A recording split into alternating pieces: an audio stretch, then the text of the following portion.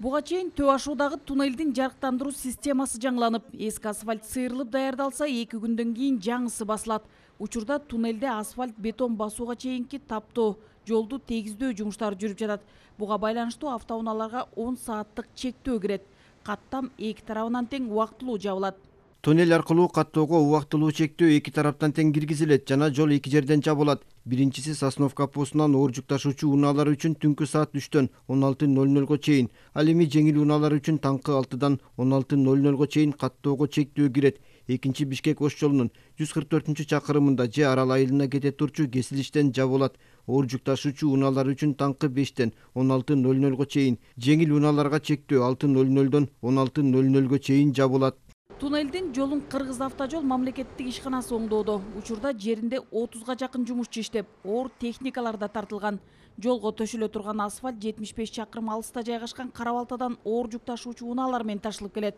Унаалар үчүн убактылуу чектөөлөр 26 июлдан 6 августка чейин созулат. 26 июлдан башталат да. 26 июлдан эртең менен эрте баштайбыз. Аны үчүн билесиздер да жолду убакытка жабыш керек. Асфальт салуу убагында ал жерде укладчик иштейт, техникалар, асфальтты ташып кирген машиналар иштейт.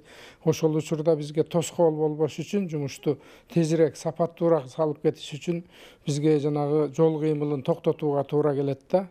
Ошол учурда биз как раз ичиндеги жумушту күнүнө ошо асфальт төшөө бир 200-300 метрге салганга пландаштырылып атабыз да. Төө ашуудагы Көлбаев атындагы туннель соңку 12 жылдан бери капиталдык оңдоп түзөөдөн өткөрүлгөн эмес. Абалы начар экенине ары бери каттагандар да нааразы болуп келишкен. Быйыл 20 миллион сом бөлүнүп, толугу менен жаңыланып ремонттон өтүп жатат. Мындан улам инспекторлор айдоочуларды алыскы сапарларды алдын ала пландаштырып алууга чакырат. Ремонт кылыш керек болсо кылыш керек, толугу менен асфальтташ керек, водительдери кыйналып атат.